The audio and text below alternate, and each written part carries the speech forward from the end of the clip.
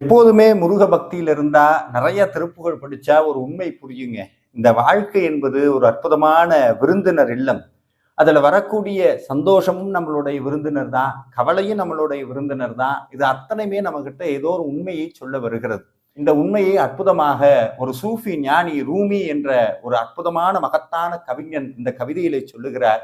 இந்த கவிதையை படிக்கும்போது ஏதோ உங்ககிட்ட பகிர்ந்துக்கணும்னு எனக்கு தோணுச்சு. இத பிடிச்சவங்க ஆழ்ந்து கேளுங்க.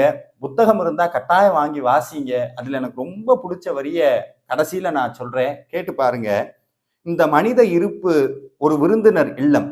ஒவ்வொரு காலையும் ஒரு புதுவரவு.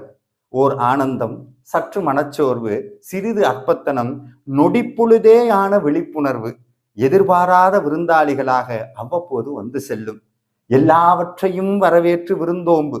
துக்கங்களின் கூட்டமாக அவை இருந்து உனது வீட்டை துப்புரவாக வெறுமைப்படுத்தும்.